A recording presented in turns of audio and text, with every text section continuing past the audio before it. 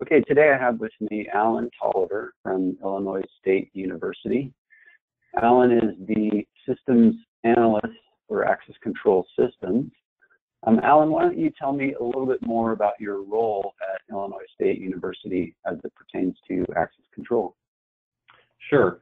I take care of predominantly two systems that we have in place. We have a IllinoisStete system, and then we also have a standalone SMS Vanderbilt system that we have. And I make sure that those systems stay up and running. I'm kind of the liaison between our system and all of our customers. And so on a daily basis, I make sure that all of our panels are online like they're supposed to be. I make sure that if we have any changes that need to be made, I can do updates to the system and make sure it's running efficiently that way. I also, if we do any additions, I take care of the ordering of the equipment needed.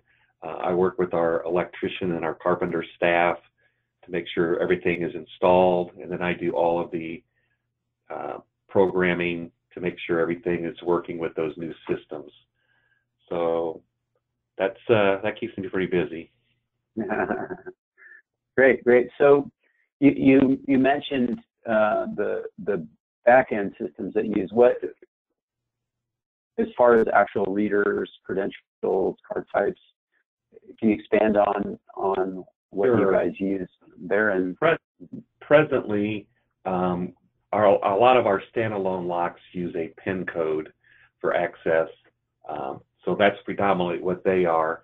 As far as our other access control system, the IllinoisStete, we presently have multiple credentials. We use card swipe, we use prox cards, we use fobs. We have several ways of using those systems. Although we are in the process of updating our system this year. We've ordered new cards, 30,000 new cards, so we're going to recard the whole campus with a chip inside, and we're going to a CIOS technology that's going to be more secure. It's going to allow us to have one form for all of our access control as we move forward. So we're in that process. I've ordered all the new readers that we're going to need. I've also ordered all those readers to be Bluetooth capable so that we can move to mobile in the future. Although we're not quite to that point yet, I wanted to make sure that we were able to make that next leap if and when we were ready. So as we were changing readers, I'm being prepared for that. Great. So let's circle back to just before you start rolling out the CIOS cards. What do you see as the limitations of your current approach? The limitations of our current approach, to me, is kind of multifaceted in the fact that the older technologies, the card swipe, the fobs, they're easily copied, and that makes worse your security on campus. So that was one of the drivers. Another driver is when you're having to support multiple technologies like that, there's a lot more behind the scenes things that have to happen to support both of those technologies. Whenever we want to put in a new door or technology, it was costing us at least an extra $1,000 per door in order to provide multiple technologies at those locations. So I've been on a mission for the last several years to get us to the point where we're going to be just using one type of technology, one and more secure, so it will make the whole experience better for our students and for our faculty and staff as well. Mm-hmm. Mm-hmm. For sure. So other than sort of the spoofing or the copying of a credential, are there any other security aspects to your current approach that you're looking to sort of mitigate? Well, we're hoping in the future that once we get these new cards in place, then we'll be able to go to some of our other departments, and then they'll be able to use our same technology. the new cards we ordered are still going to have card swipe because there's still a lot of things around campus that use the card swipe. So we're still going to have card swipe. We're just not going to use that for access control. So we've already been in contact with some of our other departments like dining, to where they can use potentially change out their readers, and then they can switch to the RCOS technology as well in order to make the financial transactions, which to me is just as important or more important than card swiping into a building, is protecting those financial transactions. Mm-hmm. Yeah, definitely at least an equal value there, for sure. What, other than, you kind of touched on this, but I want to dig into it just a little bit more regarding drivers, because you said you were on a mission to do this, and I kind of want to package a question that has two questions within it, and that's, what are the drivers to upgrading your access control solution? And you mentioned, better security posture, more benefits to the student, single card with, many capabilities. But besides the driver, who do you have to collaborate with in that? And are they driving it as well? Are those verticals within the university driving it and need as well? Yeah. I've been working with our administrative technology department as well, and our kind of the IT area, and they're wanting to do some things to where maybe they'll use some further identification where they plug a card in their computer, and then for kind of a dual authentication type thing to make that more secure as well. So we've been in collaboration with them in that effort as well. Our card office has been quite involved also, as we're doing a card redesign at the same time and updating that information as well. Some of the folks on our campus probably haven't had a new card in 20 years. So, wow. So their picture's going to look a lot different, and things are going to look a lot different than they did before. So those are all positive things. Another kind of thing that we've been doing is we've been going around rekeying or recoring our buildings around campus. So as we're recoring buildings, one of the things we're trying to do is we are putting access control readers on at least 2 or 3 doors on exterior of buildings. So then we no longer give keys to people to have access to the building. Because as you know, if someone loses a key, it costs a lot of money to recore a building. Versus if we give someone a card that has access to the building, they lose that card, we turn it off. So there's some big benefits in that regard as well. So that's one of the things that we like about it. Yeah, that's huge. That's huge.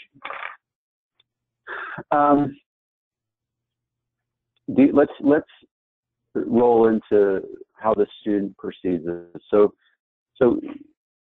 give me a really clear picture of what is the student's experience now. So you have a new student on campus. They have to go to a card office, I'm assuming. Right. And what do they get? And what do the different credentials they receive allow them to do? Typically, what we do on campus here at IllinoisStete is that students' access is strictly done through card swipe at this time. So they would get their card, and then whatever accesses they may require are all done through that card swipe technology. Faculty and staff are the ones that would be issued a fob, but this will streamline that whole process. So say you're a new student on campus, you've come to a preview event, you may get your new card at that preview event. So you've got your new card ready for access to your res hall before you show up on campus. So you may not have to go to the card office the day you show up to move in. And all of our student populations, if you're registered for a room, all that stuff is done through imports, and the access is automatically given. So if you go into a res hall, you don't like that res hall for some reason, you move out into another res hall, your access is automatically generated from one to the other. So it's that part of it is streamlined, which makes our job a lot easier. in those regards. But if you're in a course that requires you to have access to a lab, you know, those kind of things are automatically put in. If you're tied to a certain course and you have access to a lab, that access is automatically put on your card. If you drop that course, the next day you no longer have access to that lab. So that's kind of how it works here on our campus. Yeah, yeah, and that'll just be even probably easier, I suppose, when you move to the CO's Right. cards. From the student perspective, it should be a lot easier. Instead of having to swipe every time, they can just go up and tap their card on a reader, and it should be a little quicker and a better experience for them. Do they use the swipe for meals and access to vending and things like that on campus? Yes. Library? Yep, for vending, for laundry services, for dining, all those things they use the card swipe for, which they'll still be using that in the interim until we get fully implemented with the access control. And then other groups are quite interested in this. We also have, like our faculty staff, we have gas pumps that we use, and then we have a fleet service that we use. That right now we use a fob to access into that system to check out a car or whatever. And then we're hoping to, I've put out some feelers to those vendors as well to see if we can switch over to this card so we can switch off of that system and get more away from that and just use one card for everything. So there's quite a bit of other systems that we're hoping to benefit from this. Yeah. So let's dig into that a little bit. You've ordered CO's cards. Yeah. What was the process of, one, determining that you wanted COs? Two, did you have to collaborate with anybody to make that decision? Yeah, we did collaborate with our security office and then with the AT department to see what direction we might go. We also attended an ASA event last year in Minneapolis, Minnesota, and got some good input from several other universities that were in the process of updating some things too. And that kind of helped us make our final decision on which direction we wanted to go. Mm-hmm. Mm-hmm. So there is were the other folks who were in that decision process, did you have sort of a working group that you met once a week or something like that, or was it just one meeting and one event that you went to and that was enough? You saw? It was like a 2-day event where we went and there were different presentations from different universities on where they were at, what they were doing, why they were doing what they were doing. And so just from all those feedback and a lot of stuff we learned was from other universities' failures and things that they had tried and didn't work, and then they were going in a different direction. So it was a very good spent 2 days when we went up there.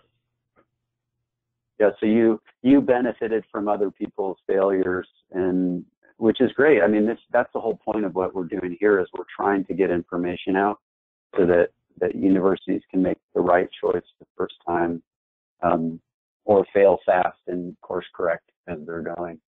Right. This event that we went to was a Big Ten and Friends. Well, we're not part of the Big Ten, but I guess we're a friend. So we were invited. We were invited to this event, and I think ASA kind of put it on, but it was all mainly Big Ten schools that were at the event.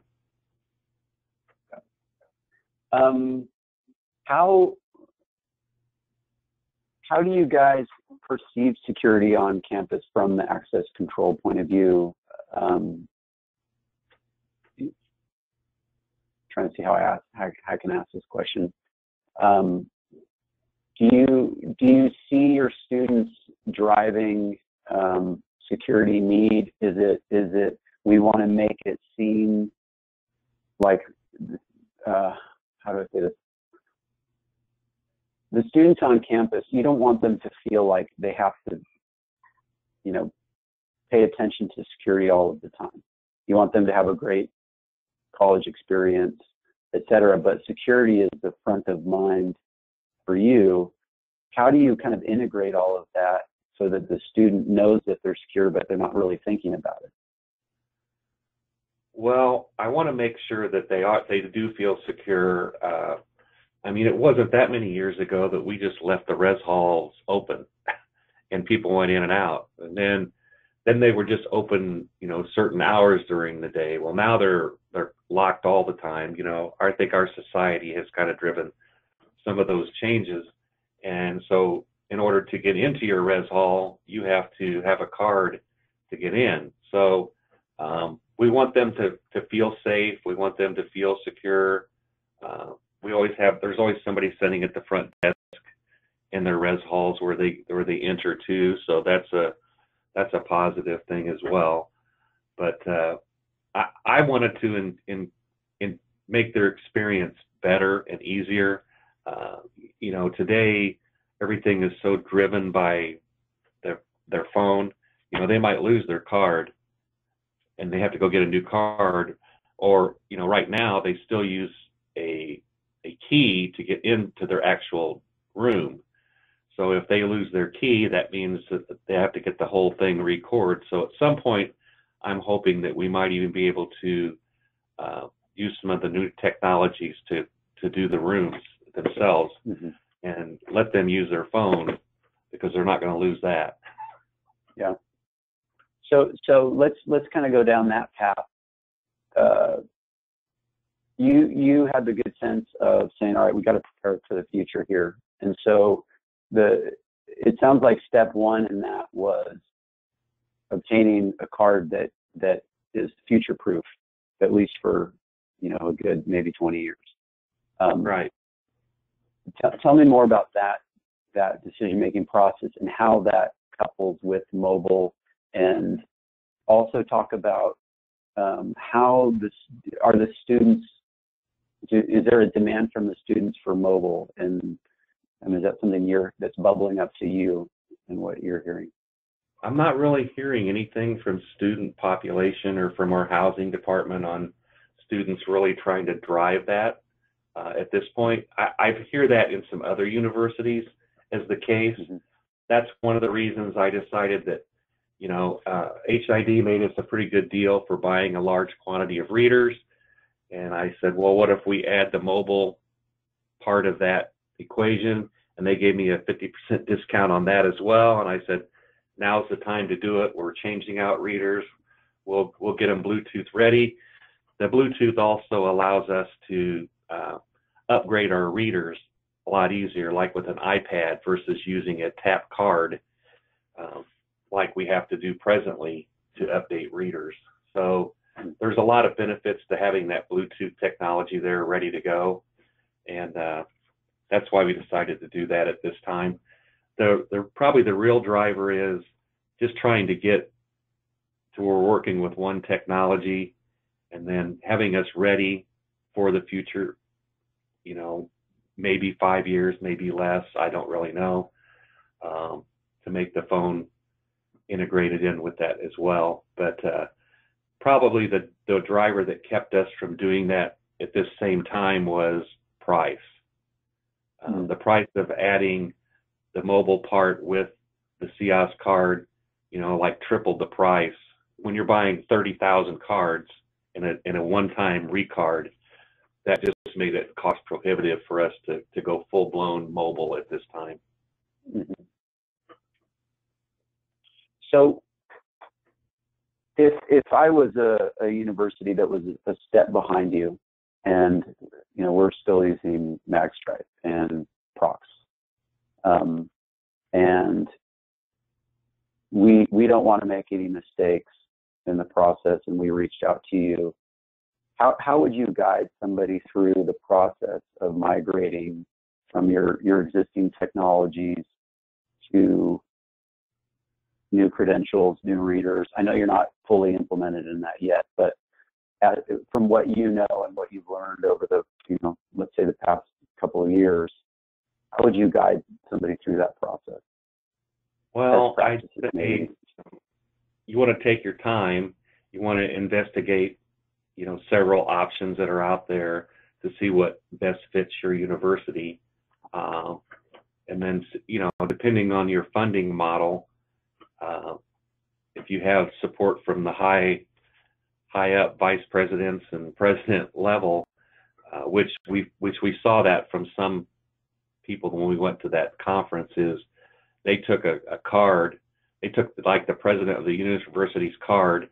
They took a little scanner. They scanned his card, and then they made another card and went and swiped through a door. And then instantly he said, "How much money do you need?" So he, you know, they kind of demonstrated the lack of security in it and that worked well for them. And I thought, you know, that was a pretty good idea. But it depends on how your funding model is, I think, into what resources your university is willing to put into your access control. So, you know, I've kind of had a vision of trying to get where all of our buildings, we don't have any keys to the exterior buildings. It's all done through access control. So I'm kind of happy to see that we are moving towards that, at least as we recore buildings, that we're doing that. So I'm happy that we're moving in that direction. We don't do it as much as maybe I would like. I would like every door to be controlled by access control. So if there was a case during the day where we needed to just lock a building, we could lock that building. I don't have those capabilities yet for very many buildings, but for a few I do. So that's just added security for us. Right now, the majority of our buildings, we have a Securitas that goes around and unlocks buildings in the morning at the time they're supposed to be unlocked, and then they relock the buildings at the end of the day. So that's labor intensive. I can see when doors are unlocked in my system. It makes it a lot easier, but it's a lot of money to do all that. So. Mm-hmm. So maybe what you would do is you would advise that take an assessment of your whole campus. What are the buildings that are priority to upgrade? What Right. buildings, you know, are the lower priorities that you could maybe put off later? What other things? We've had like a plan out there. We prioritized our buildings and said, hey, we want to do the chemistry and biology buildings because they have chemicals and different things in there that we need to protect. So, you know, we kind of prioritized buildings as we went, and we've kind of been working off of that list whenever we have the money to do another building. And then the recore project on top of that. So whenever we are recoring a building, that's just an added bonus to do some of those buildings as well. Mm-hmm. We recently, in our technology building, someone lost the master key to the building. So we were going to have to recore the building anyway. So at that same time, we went ahead and did some exterior doors on that building to make it so we didn't have to issue keys again. So those kind of things happen once in a while too. Mm-hmm. What were there any complexities, or what are the complexities of migrating from the procs to the CO's card or smart card in general? Well, there are some complexities because everyone needs to get the new card before you're ready to switch. Well, the procs will not work at the same time as the COs. So we have to make sure everyone has their new card. We have the access turned on for the building that we're going to convert. And then it's like today you use your procs. When you come in Monday, you're going to use your COs. So right now we're planning on doing a weekend switch is what our plan is in the summer when the students are gone. So we're hoping to be completely ready for that by summer, although it seems like things happen so quickly. We don't have our cards yet. So we ordered our cards probably in October, November. So we don't have our cards yet. So we haven't been able to do our full testing that we want to do through all the systems. The card office has to get new printers and some new software in order to like tap the card somehow, get it into the system, and then our AT department has to pull that information out of that system to create all the I talked about earlier. So there's a lot of testing that we haven't done yet. We do have all the readers, and I have an electrician who will be changing out approximately 120 to 130 readers around campus. So it takes him about a half hour per reader. So that we think is still doable in our time frame, but we still have quite a ways to go. We only recently got approved for the project, so that took a long time. It took a couple of years to get that approved and to get that money approved, because when you're buying card swipe, that's why universities don't switch from it, is because of the price, 30, 50 cents a card versus, $4 plus for a higher priority card. So that was a big driver for a big hurdle for us to get over, in order to get that purchase done. So some of the drivers. Oh, go ahead. Some of the drivers, that I was able to convince was, it just makes no sense for us to keep spending all these dollars every time we convert a building. If we do 8 doors in a building, we're spending an additional $8,000 to put in multiple readers. It just made no sense. Yeah. Yeah. So in your process of migration, it's really a kind of a two-pronged approach. You have reader replacement and you have card replacement, and you guys put a plan together that addresses both of those. One on the reader side with your electricians, and then you have the whole testing scenario. It sounds like that you'll make sure the cards are working and working the way you want, how it integrates into the system. We kind of did some testing. We got some cards that were CIOS cards, but there aren't some CIOS cards. And then we've done some testing with our systems and stuff that way. But we want to do it with our actual cards that we're going to be using, and we want to test the whole process all the way through, and test it all the way through from when a student would come to the card office, how the card office prints it, taps it, gets it into the system, and then have our technology department be able to pull that information for the imports in order to put that in for the students. So we really, really want to do it this summer when they're gone. So that makes that testing period a little longer for us, and we can make sure everything's done. Now, I am planning on trying to do 1 or 2 buildings before we go through all that, just to kind of test it and make sure it works. So our plan is to give all faculty staff their cards first. Faculty staff have their cards, and we can say the building that I work in has access control. We could convert that building. We know there's about 400 people that have access to our building now. We have to make sure those 400 people have their new card, and that they know if they're going to enter our building, they have to use their new card. Yeah. So that's kind of a pre-test before we come around and do everything. So the card office, though, they have to buy new equipment as well to accommodate the new cards. You said printers and things like that. How do they get informed on what to purchase? Is that part of is there a committee? How does that work? They worked with our IT department, and they worked with HID, I believe, to secure the right equipment that they would need going forward. I think she's going to continue to kind of use most of the printers she has. She's thinking that she's going to burn up some printers here, trying to print, 20,000 cards. Yeah. So she's I would imagine.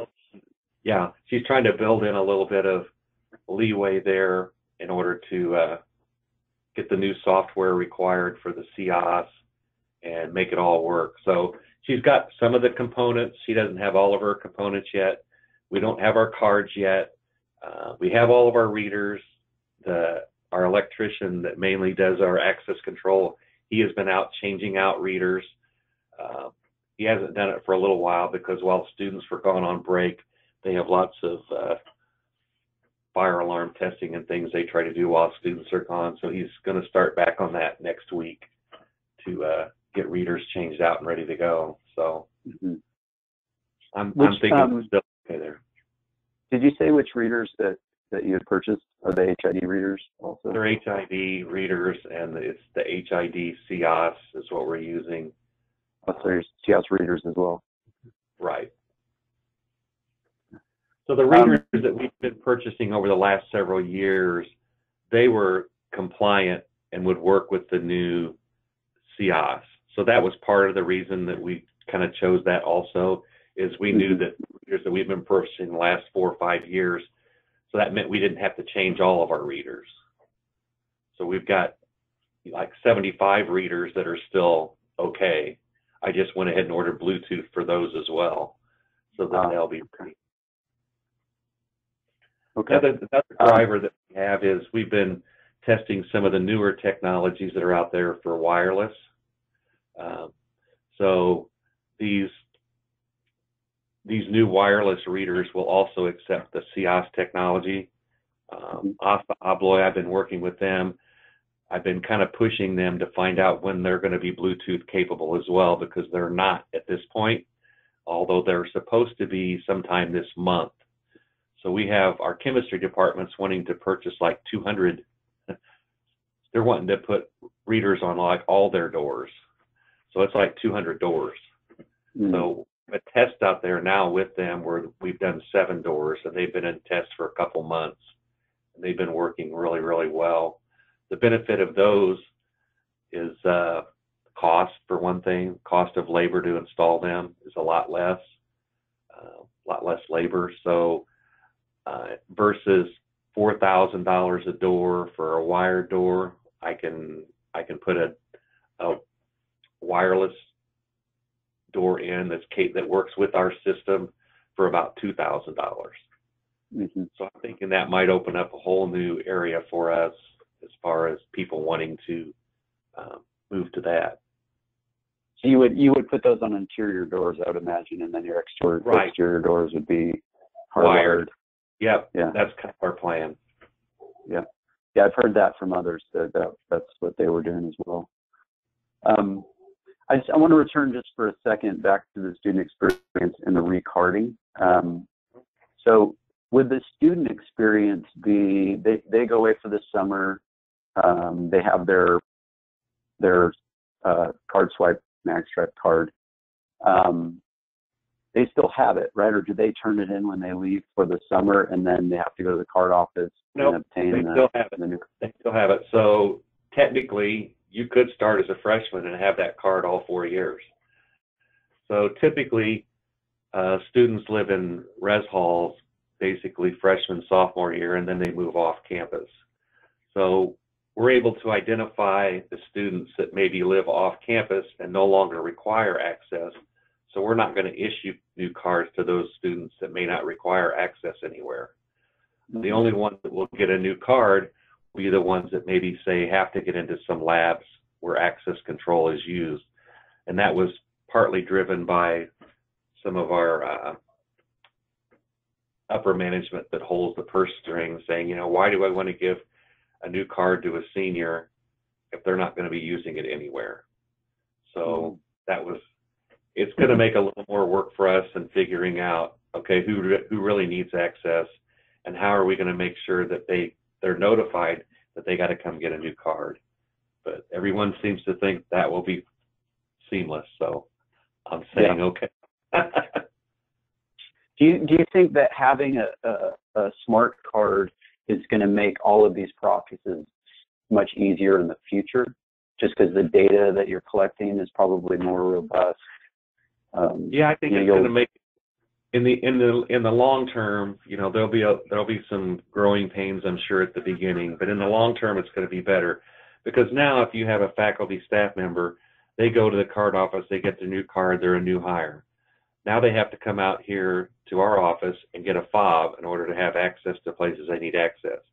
Now, all we need is an email from the card office to say, hey, John Doe's been hired. He needs access to, a certain building. We go in, the computer, turn on that access for him. That saves them an additional trip. Yeah. An additional. on the back end, are you collecting data on everybody and using it in any way? In what way? So let's say, you have a student that you mentioned earlier, like how do we know, or which students, we have to determine which students need a new card. Let's say it's a junior that's living off campus, and right now you may not have data on what that person accesses when. And right. If you issued them a CO's card, are you collecting the data of their entry and exit? And do you see what I mean? And you can then sort of profile. Right. They'll know by what courses a person is in, whether or not they'll need access to a certain space. So they'll pull the data out of one of those back-end systems, which is probably CS Gold in this case. They'll pull out a CS Gold, the student population that goes into that lab, and then they'll notify those students, hey, for next fall semester, you're going to need to go get a new card in the card office in order to access your lab. Does that make sense? Yep. Because I know as mobile gets adopted as well, but just the technologies and the data possibilities are much more robust. Because you're going to have all that data streaming from one card, one use. So many uses for the one card. It's just mind-boggling to think, because the students can use it in so many different ways. Yeah, now a lot of those are in different systems, so we don't have access to any of that. And I could see in the future where they would be more tied together, integrated and such. Yeah. Okay, let's move on to a different stream of questions. So, what do you, setting mobile aside, what do you see as, boy, I'd really like to have this, in the next 5 years? Is there anything like a trend that you're seeing that you would like to implement? You've already mentioned, Bluetooth and mobile. Is there anything else that you're seeing that you're interested in? I would really like to see us more of our our interior spaces have some access control, and I think that we can accomplish that with the new wireless technology from what I'm seeing in the testing we've done so far. So I just want to make sure that we get what we really want from, like I told you earlier, that we have the 2 systems we support. I'd like to get down to the 1 system where I can see everything in real time versus I got to send a carpenter out to pull data off of a reader to know who went in and out. And if they make an update on who's in that reader, they have to go out and touch it all the time as well. So we have approximately 100 of those. So I've been encouraging those departments to look at this new technology, the wireless, because the price is getting down so low. We may even offer a program. I'm working with my director of facilities to see if maybe we can offer like a 50% off, where we'll pay for 50%, you pay for 50%. We get you off the old technology. We get you into something that's much more easier to control for us. We don't have to send somebody out anymore. We're not going to charge you anymore for coming out and updating your locks. It'll all just be done remotely. So we're in that process as well. Our administrative technology department's all behind that, because that's one of their big drivers is to try to reduce the number of systems we have on campus. So that would, they're all behind that as well. So that's one of my hopes in the future, is that we can get down to 1 system versus 2. I think that's very interesting too, that you're incentivizing departments to adopt new technology through, the purse. Some of these readers are probably 25, 30 years old. I mean, if you look at it, it's like, whoa, those things still work? Yeah, they do. Yeah. Yep. Okay. And if money was no option, what would you do? I came to meet with you and I said, here's a checkbook. You can write it for whatever you want. What's the first thing you would do? Oh, wow. There would be the two things I would do. I would go ahead and change out all of the readers in the standalone system and get those on our other system, and then I would turn all of our buildings, the exterior doors of all the buildings, to where we have control, and we can lock and unlock doors. No more keys for the exterior buildings. That would be what I would do. That would be a pretty pricey item, but that's where I would go. And then our department would have to grow too in order to manage all that. Well, you have a checkbook, so you would just hire people, and you'd be very happy. Well, when I started here in this department about 7 years ago, we had approximately 20 buildings, and now we have like 52 buildings that we have access control on. So it's grown a lot since I've been here, and I've made a lot of changes in our system and kind of have integrated my way of doing things to where everything's the same. So I made a lot of changes in the system to make it more user friendly, and so it's just been fun. Sounds like it. Sounds like you've been doing a great job, though, and thinking the right way, and collaborating and going to events and hearing the failures of others so you can not repeat them. Yeah. Very smart. Yeah, there was one university, I think they were in Kentucky, where they had gone out and changed out all the readers and recarded, and then found out that it wasn't going to work. So they were doing the whole thing again, and I'm like, oh my gosh, I'd have to retire if I did that. Yeah. That's funny. Okay, I think that's the end of what I'm looking for. I'm going to hit stop recording. Okay.